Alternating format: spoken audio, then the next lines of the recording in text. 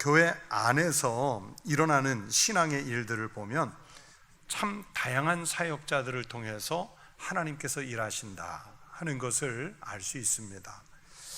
예를 들어서 직분으로 따지면 목사님으로, 장로님으로, 권사님으로, 집사님으로 이렇게 직분을 통해서 일을 하는 경우가 있습니다. 또 어느 경우에는 은사를 통해서 하나님이 일하게 하실 때가 있습니다. 가르치는 은사가 있는 분, 또는 전도를 잘하는 은사가 있는 분, 가는 곳마다 평화를 만드는 은사가 있는 분, 손으로 섬기는 은사가 있는 분, 신유의 은사가 있는 분, 굳은 자리에 먼저 찾아가서 섬기는 일을 하는 분, 이런 분들, 이 다양한 은사로 주님의 몸이 되는 교회를 지탱하게 하는 분들이 있습니다. 어느 경우에는 분에 넘치도록 섬기는 분도 있고, 또 반대의 경우에는 더 하실 수 있다고 여겨지는데 조금 부족하게 사역하는 분도 있습니다. 사람의 판단이 그렇다는 겁니다. 그런데 결과적으로 보면 이 모든 것이 합쳐져서 교회라는 공동체로 나타나고 주님의 몸을 세워간다는 것을 알 수 있습니다. 크든 작든 높든 낮든 귀하든 귀하지 않든 하나님께서 이 모든 것을 합력하게 하셔서 하나님의 일을 이루어 가시는 것입니다. 그래서 사도 바울은 로마서 8장 28절에서 이렇게 말씀하셨습니다. 우리가 알거니와 하나님을 사랑하는 자, 곧 그의 뜻대로 부르심을 입은 자들에게는 모든 것이 합력하여, 이 말씀에서 중요한 것은 협력하여서가 아닙니다. 합력해서 크든 작든 높든 작든 힘들을 합해서 그렇게 선을 이루느니라. 우리는 하나님이 계획하신 선을 이루도록 힘을 내서 합력해서 사역할 뿐입니다. 그러면 이루어 가시는 분은, 교회 공동체를 세워가고 이루어 가시는 분은 하나님이신 줄로 믿습니다.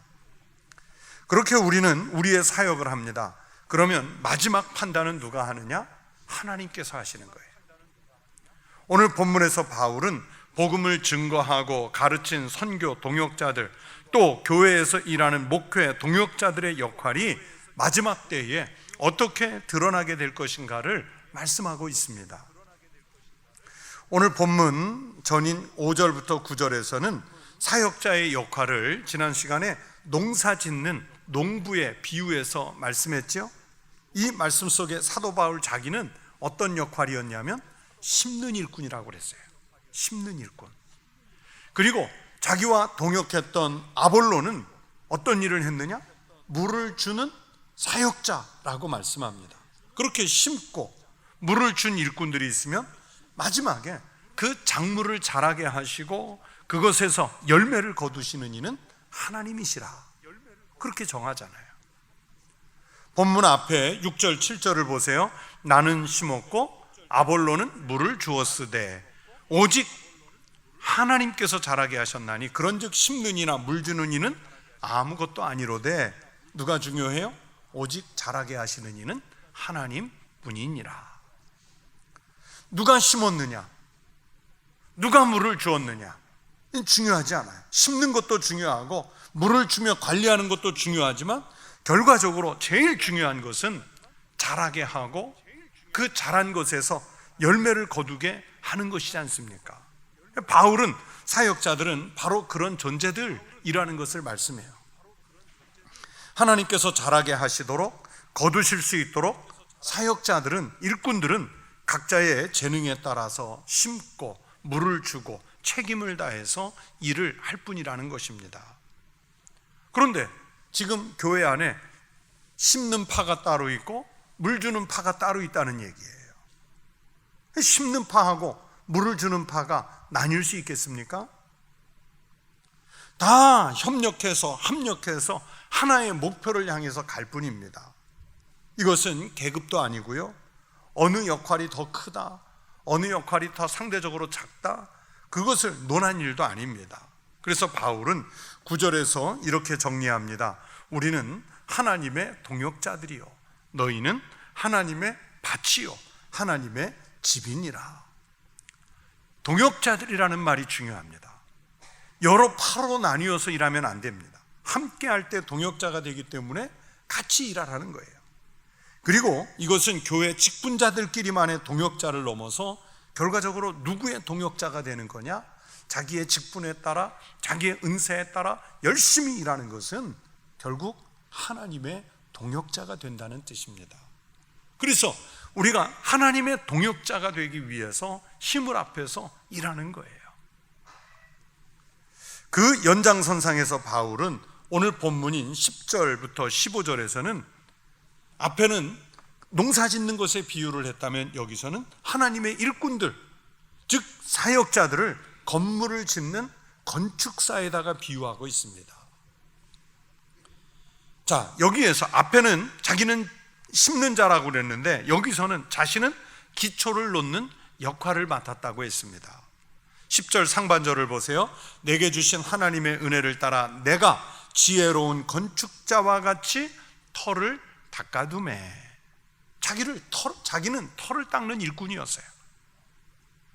바울은요, 다른 사람이 터를 닦은 곳에 가서 전도하지 않았고 자신은 전혀 터가 닦이지 않은 곳을 찾아가서 터를 닦는 일을 해왔을 뿐이라고 말합니다. 이 본문과 비슷한 이야기를 또 어디에서 하냐면 로마서 15장 20절에서도 했습니다. 또 내가 그리스도의 이름을 부르는 곳에는 복음을 전하지 않기를 힘썼노니 이는 남의 터 위에 건축하지 아니하려 함이라. 그렇게 바울 자기가 터를 닦아두었더니 보세요, 터가 그냥 있는 게 아니라 다른 사역자들이 고린도 교회에 와서 바울이 놓은 그 기초 위에다 집을 세우는 일을 하는 거예요. 다른 이가 그 위에 세우나. 다른 직분을 맡은 동역자들이 바울이 하던 일을 받아서 그 위에 교회를 세워간다는 뜻입니다. 그런데 어떤 자세로 하느냐?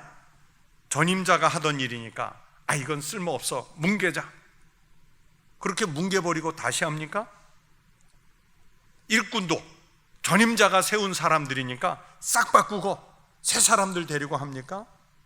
건축으로 말하면 건축을 책임 맡은 사람이 바뀌니까 설계도를 바꿔서 다시 합니까? 일꾼들을 싹 바꿔서 합니까? 아니죠. 그런 태도로는요, 교회를 세울 수 없어요.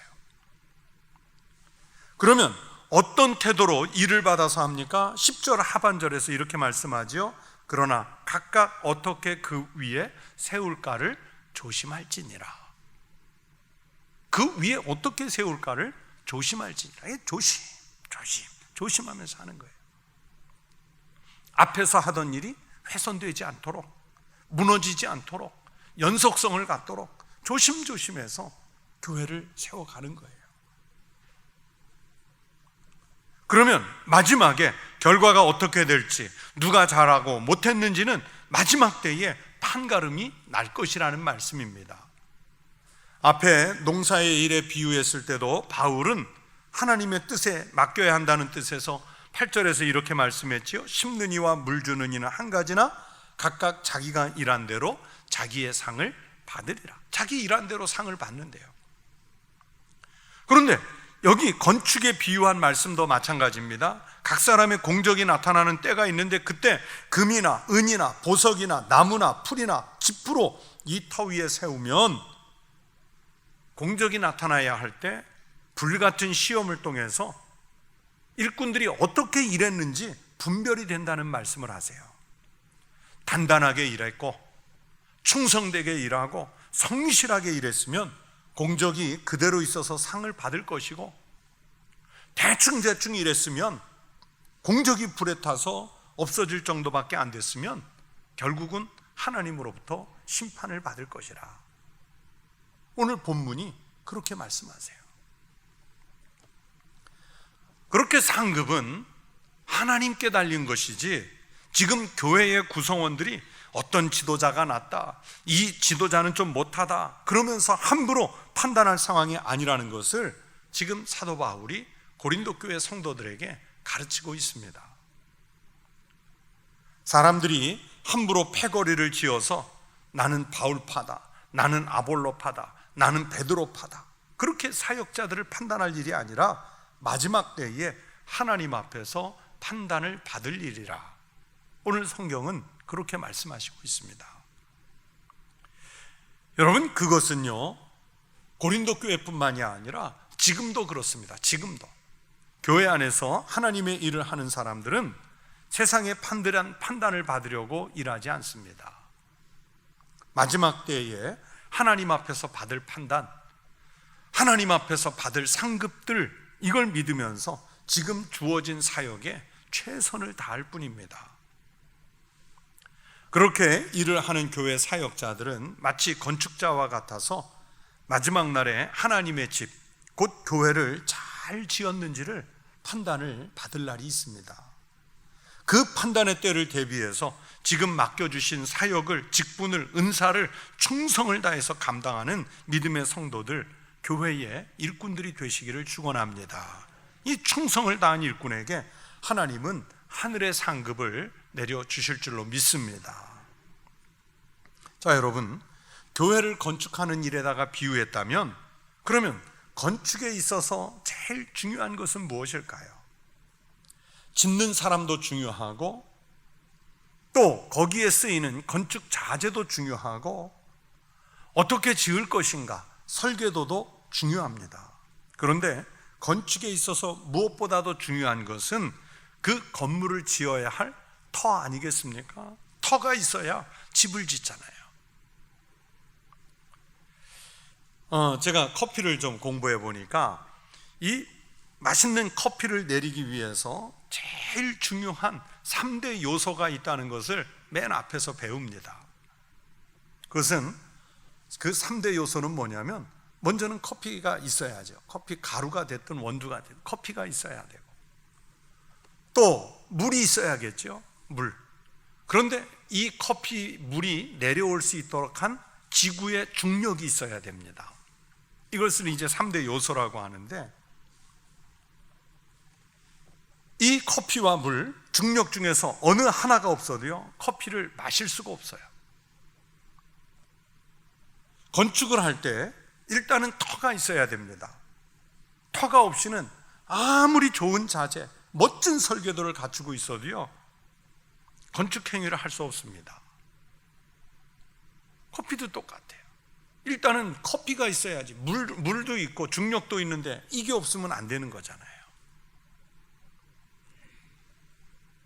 그래서 바울은 교회라는 건축을 할 때 제일 중요한 것이 바로 터인데 이 교회의 터는 교회의 사역자들이 아니라 주님이신 예수 그리스도시라고 분명하게 밝히고 있습니다. 11절을 보세요. 이 닦아둔 것 외에 능히 다른 터를 닦아둘 자가 없으니 이 터는 누구시라고요? 곧 예수 그리스도라. 예수 그리스도가 터예요. 예수 그리스도만이 교회의 터가 되신다는 것을 분명하게 선언하는 말씀입니다. 이 선언은 바로 신학을 공부할 때 교회론적인 가장 기초적인 선언이에요. 이 말씀을 보면 마태복음 16장에서 예수님께서 베드로에게 하신 말씀이 생각이 납니다. 예수님이 제자들에게, 사람들이 예수에 대해서 어떻게 말하는지를 묻지 않습니까? 제자들이 대답하기를 어떤 사람들은 예수님을 죽은 세례 요한이 왔다고 말하기도 합니다. 어떤 사람들은 엘리야나 예레미야 선지자 같은 분이 다시 왔다고 말합니다. 그러자 예수님은 그 대답에 만족하지 않으시고 그러면 제자들, 당신들은 나에 대해, 즉 예수님에 대해서 누구라고 생각하느냐 물으시지요. 그때 베드로가 아주 유명한 신앙 고백의 대답을 합니다. 시몬 베드로가 대답하여 이르되 주는 그리스도시요 살아계신 하나님의 아들이시니이다. 예수님은요 베드로의 이 고백에 아주 흡족하셨고 이 고백이 반석이라는 뜻에서 베드로에게 반석, 게바, 베드로라는 이름을, 그래서 새 이름을 주신 거예요. 원래는 시몬이었거든요. 그리고 바로 베드로의 이 고백 위에다가 주님의 교회를 세울 것이라고 말씀하셨습니다. 또 내가 내게 이르노니 너는 베드로라. 이 반석 위에 내 교회를 세우리니 음부의 권세가 이기지 못하리라. 이 반석, 교회를 세울 이 반석이 바로 이 신앙 고백이에요. 내가 이 반석 위에 내 교회를 세우리니 주님은 그리스도시고 하나님의 아들이시라는 이 고백을 반석 삼아서, 즉 터를 삼아서 그 위에 내 교회, 누구 교회입니까? 예수님의 교회를 세우시겠다는 언약의 말씀을 주셨습니다. 그러니까 교회는 아무데나 세우는 것이 아닙니다. 사람이 세우는 것도 아닙니다. 교회는 돈으로 세우는 것도 아닙니다. 예수님을 반석 삼고 예수님을 터를 삼아서 예수님께서 세우신 하나님의 일꾼들을 통해서, 사역자들을 통해서 하나님께서 세우신 것이 교회인 줄로 믿습니다. 바울은 에베소서 2장 20절에서 이런 신앙을 다시 확인하는 말씀을 한 번 더 주셨어요. 너희는 사도들과 선지자들의 터 위에 세우심을 입은 자들이라. 그리스도 예수께서 친히 모퉁이 돌이 되셨느니라. 예수님이 교회의 터이고 모퉁이 돌이라는 말씀이죠. 이 교회론이 그래서 교회를 세우는 교회론 중에 기본 중에 기본입니다. 그래서 예수님 외에 다른 터 위에 세운 교회는 교회라는 이름을 가졌어도 교회가 아니에요. 이만이라는 이름 위에, 문선명이라는 이름 위에, 이초석이라는 이름 위에, 이재록이라는 이름 위에 아무리 웅장하게 건축을 하고 거기에 교회 이름 붙였다고 안 믿는 사람들은 아무개 교회 그렇게 부르겠지만 우리가 볼 때 그게 교회입니까? 교회 아니잖아요. 왜냐하면 반석이 예수가 아니고 그 터가 예수 그리스도가 아니기 때문입니다. 교회는 다른 터가 아니라 예수 그리스도 이름 위에 세워져야, 그리고 그분을 나의 구주로 고백하는 그 신앙 고백 위에 세워져야 교회가 교회로서의 온전한 이름을 가질 수 있게 됩니다. 그런데 지금 고린도 교회 교인들은 가장 기본적인 이것을 모르고 있는 거예요.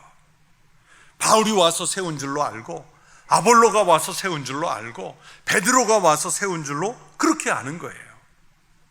그러면서 그 관계에 따라 갈등을 하고 분열을 합니다. 한마디로 지금 교회를 왜곡시키고 있습니다. 그래서 이 말씀을 통해서 바울은 이것이 왜곡되는 어떤 시도도 단호히 거부하고 있다는 것을 밝히고 있습니다.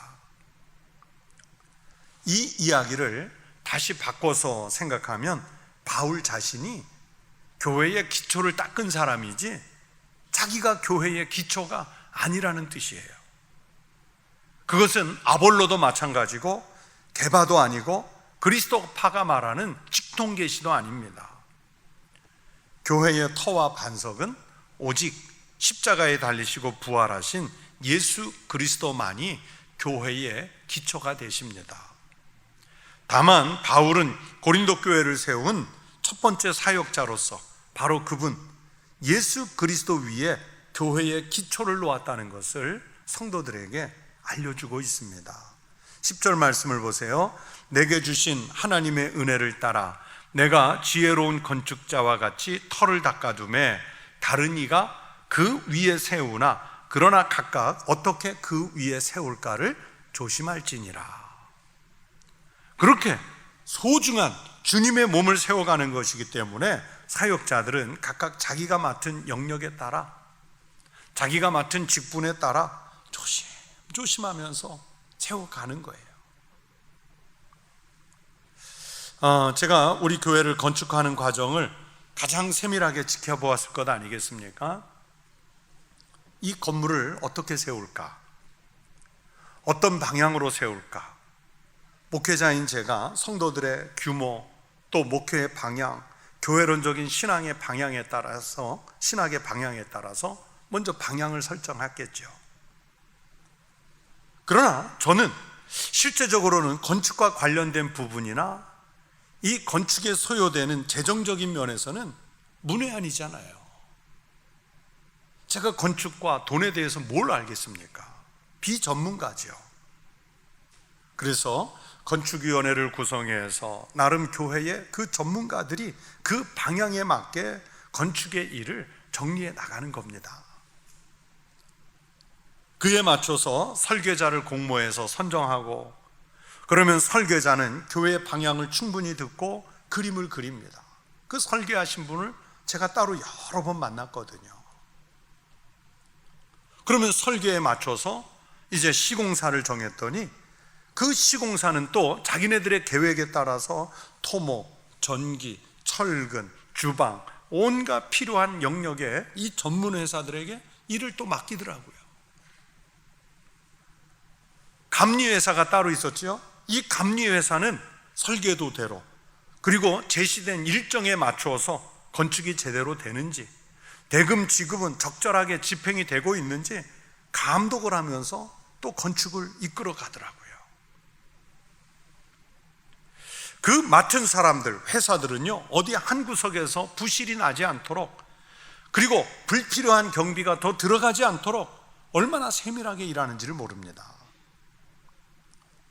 그리고 성전이 완공된 후에 자기들이 한 일에 대해서 뿌듯한 감동이 있을 수 있겠지만, 그렇다고 해서 자기가 맡았던 어느 한 부분 때문에 저 청북교회를 내가 세웠다고 자랑하지 않습니다. 철근 회사가 우리가 세웠다, 콘크리트 회사가 우리가 세웠다, 주방하는 회사가 우리가 세웠다, 그렇게 자랑하지 않아요.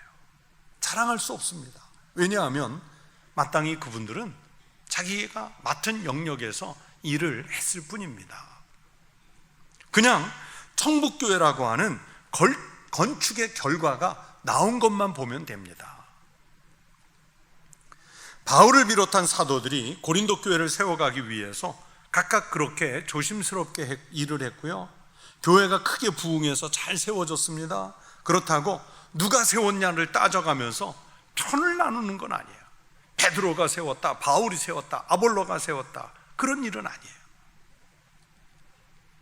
결국 바울이 고린도 교회를 세우는 이 과정을 말하는 것은 지금 바울이 자기 활동을 자랑하려고 한 것이 아니죠. 자신의 사도직은 그냥 만든 직분이 아니라 하나님으로부터 위임받은 사도직이라는 것을 증언하기 위해서 이 말씀을 하고 있습니다.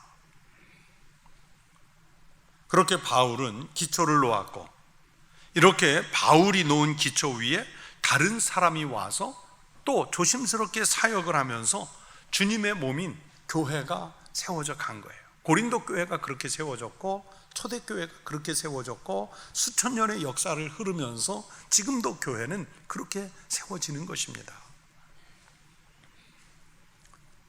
여러분 생각해 보세요. 기초를 닦은 사람이 건물을 끝까지 완공시키는 것 아니지 않습니까? 우리 교회 건축할 때 토목공사를 시작한 분이 건축을 끝내든가요? 아닙니다. 일의 영역이 다르고 전문성이 다릅니다. 그래서 바울은 자신의 역할이 끝나면 바울의 뒤를 이어서 계속해서 복음을 선포한 다른 사람들의 또는 다른 일꾼들의 역할이 있어야 한다는 것을 인정하는 거예요. 바울은 그걸 인정하는 거예요. 그분들이 누구냐? 바로 아볼로였고, 그분들이 바로 베드로였다는 겁니다. 그리고 그 외에도 그분들의 뒤를 이어서 오는 다른 사역자들이 계속해서 교회를 세워가는 사람들이고, 그분들이 앞으로 계속해서 사역자가 될 거예요. 아직 이름은 모르지만 그분들이 자기의 일을 맡아가면서 교회가 세워지는 겁니다. 그러면서 계속해서 사역할 그들이 교회를 세워가면서 어떤 자재를 쓰느냐, 이게 중요하다고 말씀합니다. 바울은 교회 사역자의 활동을 건축에 사용되는 자재들로 비유해서 말씀했어요. 교회를 세우는 건축 자재는 먼저 값이 비싸고 불에 잘 견디는 것, 세 가지를 언급합니다. 그 세 가지가 금과 은과 보석이에요. 그렇다고 해서 진짜 교회를 금으로, 은으로, 보석으로 세우라는 뜻은 아니에요. 또 이와 반대되는 것으로 값이 싸고 약한 것 세 가지를 말씀하죠. 나무와 풀과 그리고 집입니다. 나중에 예수님이라는 터 위에 어떤 교회를 세웠는지 주님이 불을 가지고 각 사역자들의 공적을 심판하실 때가 있는데, 금이나 은이나 보석처럼 든든한 것으로 세운 것은 그 세운 공적이 그대로 있어서 주님이 주시는 상을 받을 것이라. 만일 누구든지 그 위에 세운 공적이 그대로 있으면 상을 받고,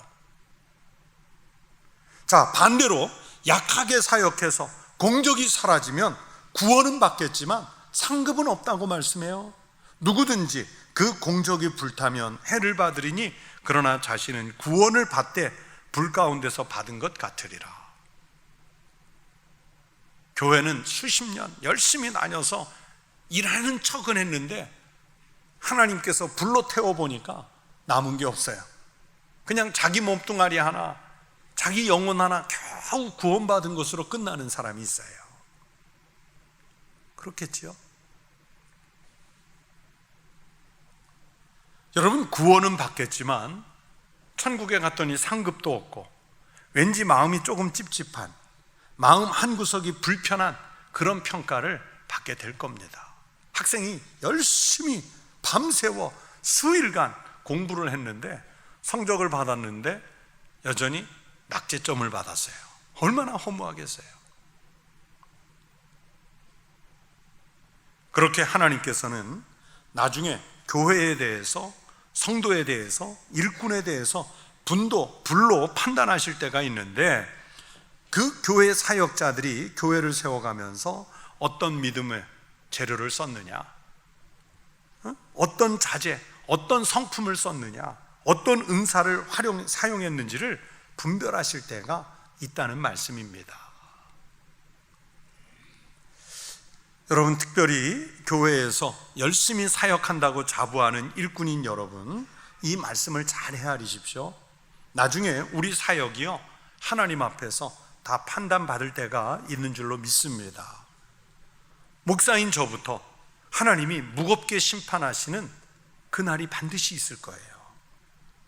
성도들이 볼 때는 잘할 때도 있고 못하는 일도 참 많을 겁니다. 마음에 드는 것도 있고 마음에 안 드는 부분도 있을 거예요. 그래도 함부로 판단하면 안 되고 나중에 저 사역에 대해서 하나님이 판단하시도록 그 평가를 미뤄둬야 합니다. 또 교회에 지도자로 직분을 받은 분들이 있습니다. 마찬가지예요. 잘 감당하는 분도 있고, 안수해서 직분을 줘놨더니 참 힘겹게, 아니면 억지로 어렵게 하는 분들도 있습니다. 그래도 지켜봐 줘야 돼요. 우리 성에 안 차더라도 지켜봐 줘야 돼요. 다만 맡은 분들은 열심히 하려고 해야 되고, 지켜보는 사람들은 자기의 그 기준을 가지고 함부로 판단하면 안 됩니다. 잘하고 있으면 주님 앞에 금이나 은이나 보석으로 교회를 세운 것처럼 그분의 공적이 하나님 앞에서 남을 것이고, 그 사람이 나무나 풀이나 지푸라기처럼 그렇게 불에 타서 없어지는 것으로 교회 일을 했다면 하나님 앞에서 구원은 받겠지만 공적이 없는 사람으로 남을 거예요. 제가 우리 교회 부임 전 대전에서 목회할 때 그 예배당, 한 1000석 되는 예배당이었는데 한 20억을 들여서 교회를 리모델링을 했습니다. 참 잘해서 그 당시에 많은 교회 목회자들이 구경을 왔었어요.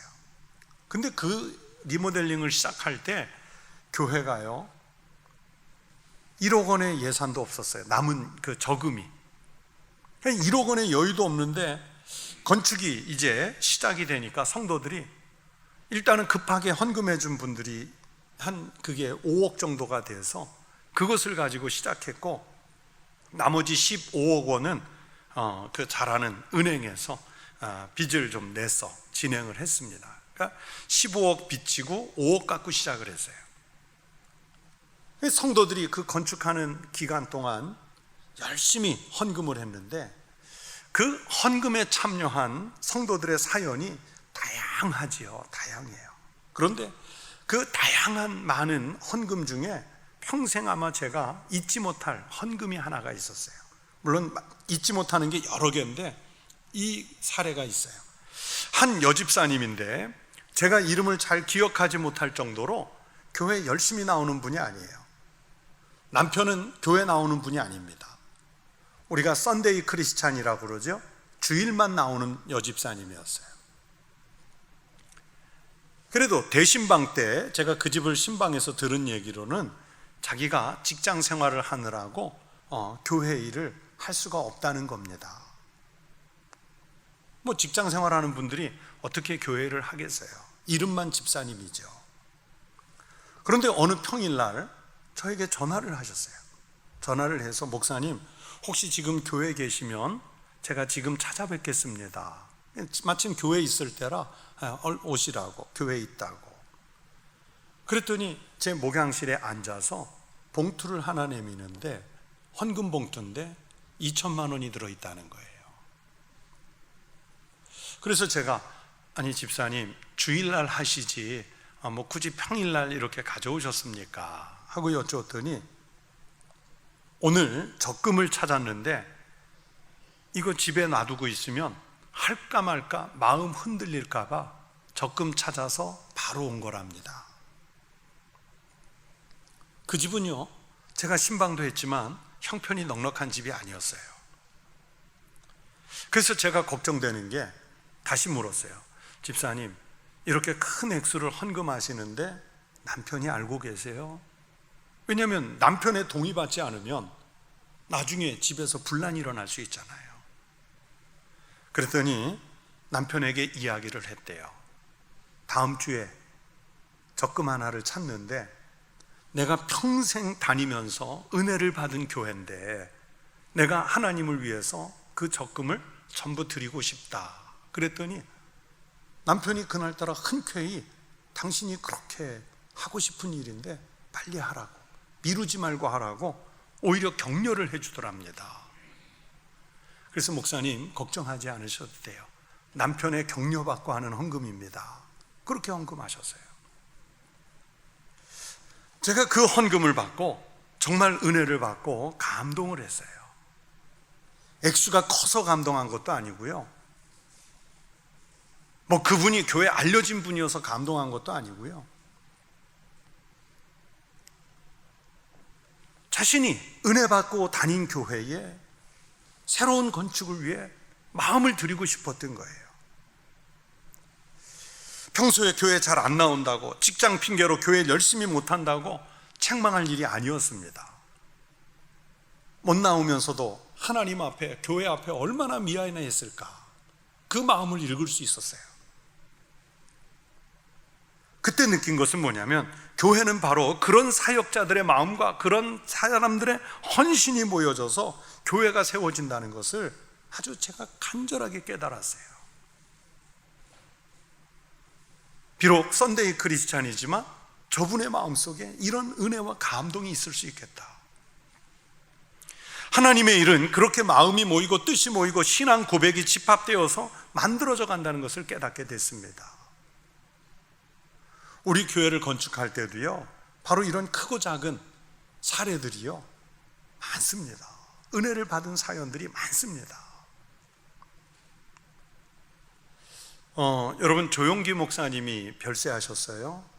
온갖 뉴스에, 신문에 다, 제가 보는 신문에도 그냥 한 면씩 이분의 생애를 소개를 했더라고요. 우리 한국교회에 엄청난 성령의 바람을 일으킨 목사님이지 않습니까? 그러나 제가 순복음 교단은 아니기 때문에 순복음교회 역사를 어떻게 알겠어요? 그런데 온갖 신문에 나와 있는 이 개척 역사를 보니까 교회 시작이 참 의외더라고요. 제가 그 교회가 옛날에 그 서울의 대조동이라는 데 있던 거는 제가 잘 알거든요. 그쪽 교구를 보면서 맨날 신방 가면 교인들이 저 교회가, 저기가 바로 여의도 순복음교회 시작한 교회라고, 그래서 잘 알아요. 그런데 1958년에 가정집에서, 그 가정집이 장모님인 최자실 전도사님 집이에요. 그 대조동 순복음교회를 시작할 때 몇 사람이 모였느냐? 목사님 부부, 그때는 전도사죠. 그 다음에 장모님, 그리고 자녀들, 이렇게 몇 사람 하다가 의외의 사람들이 있었어요. 그 뒤에가, 대조동 뒤에가 불암산인데 그 불광동 쪽에 지나가다가 비가 쏟아지니까 비 피해서 들어온 5사람, 여러 신문을 보니까 꼭 그 얘기가 나오더라고요. 여러분, 비 피해서 그 집에 들어왔던 5사람이 수십만 명이 모이는 이 큰 교회를 이룰 것이라고 누가 상상이나 했겠어요? 그렇잖아요. 그런데 하나님은 그분들을 초대교회에 터닦는 데 쓰신 거예요. 하나님의 역사는 그렇게 일어납니다. 제가 어려서부터 자란 교회는 이북에서 피난 내려온 사람들이요, 그냥 아름아름 모여가지고 가정집에서 모여서 예배를 시작했는데 그렇게 수만 명이 모이는 교회가 될 줄 누가 알았어요? 우리 청북교회가 광명산 뒷산, 맨날 광명산 뒷산 얘기하잖아요. 거기에 그냥 공터에 그 어린 아이들과 몇 사람이 모였을 때 오늘의 이 청북교회를 이룰 것이라고 누가 상상이나 했겠어요? 그렇지 않습니까? 하나님은요, 교회를 세워갈 때 우리가 예상하고 상상했던 그 방법이 아니라 하나님이 일하시는 하나님의 방법으로 거룩한 교회를 세우시는 줄로 믿습니다. 그래서 바울이 로마서 8장 28절에서 아까 읽어드렸던 말씀인데 말씀하시지 않습니까? 우리가 알거니와 하나님을 사랑하는 자, 곧 그의 뜻대로 부르심을 입은 자들에게는 모든 것이 합력하여 선을 이루느니라. 성도 여러분, 여러분은 더불어 함께 교회를 세워가는 일꾼으로 주님이 부르신 분들인 줄로 믿습니다. 바른 터전과 좋은 건축 자재는 건축에 있어서 필수입니다. 좋은 건물이란 바로 바른 터전 위에 좋은 자재로 건축된 건물이라고 할 수 있습니다. 신앙도 마찬가지입니다. 교회도 마찬가지입니다. 여러분은 함께 청북교회를 세워가면서 여러분 자신이 어떤 자재로, 어떤 사역자로 쓰임받기를 원하십니까? 여러분은 우리 교회가 어떤 터 위에 세워지기를 바라십니까? 어떤 사람이 예수에 대한 입술의 고백은 있으나 그 삶은 말씀과 전혀 일치하지 않고 옛 자아의 욕망대로 그대로 살고 있다면 그것은 나무와 풀과 그리고 짚으로 자신의 신앙의 집을 짓는 사람이 되고 맙니다. 그런 사람들이 모이면 교회도 부실한 교회가 되고 말아요. 그러나 세워진 하나님의 집, 그 집은 심판의 불이 있을 때 언젠가는 반드시 타버리게 될 것이고 아무것도 남지 않는 유명무실한 교회가 될 것입니다. 우리 청북교회는 예수님이 우리 교회의 터가 되셔야 할 줄로 믿습니다. 그리고 그 위에 목회자인 저와 동역자들 그리고 우리 교회 모든 일꾼들이 각각 자기의 영역에서 금이 되고 은이 되고 보석이 되어서 좋은 자재가 되고 좋은 사역자가 되시기를 바랍니다. 그래서 하나님이 심판하실 때가 오면 불의 심판에도 견뎌낼 수 있는 좋은 교회, 또 좋은 성도로 하나님 나라에서 상급을 받는 공적이 남으시기를 주의 이름으로 축원합니다. 기도하겠습니다.